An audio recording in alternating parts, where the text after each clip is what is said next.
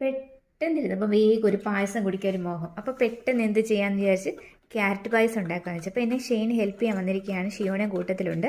അതായത് ക്യാരറ്റ് ചെറുതായിട്ട് ഇങ്ങനെ സ്ലൈസ് ചെയ്ത് ചെറുതായിട്ട് അരിഞ്ഞു വെച്ചിട്ടുണ്ട്. ഉണക്കമുന്തിരിങ്ങയും അതേപോലെ തന്നെ അണ്ടിപ്പരിപ്പും. ഇനി ഒരു പാത്രത്തിൽ നമ്മുടെ ചൗവരി ചെറിയ ചൂടുവെള്ളത്തിലോട്ടിട്ട് വെച്ചിട്ടുണ്ട്. അപ്പം ബാക്കി പരിപാടി തുടങ്ങാം. ക്യാരറ്റ് നെയ്യിലിട്ട് വഴട്ടിയെടുക്കുകയാണ്.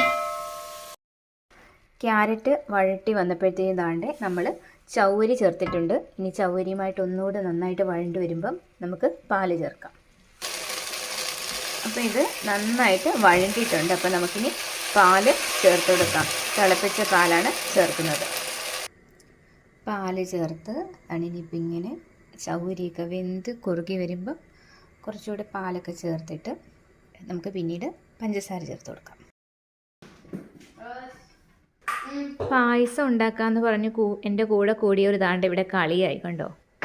അടിപൊളി പായസം. എന്താ തിളയ്ക്കുന്ന പായസം. പഞ്ചസാര ചേർത്തിരുന്നു.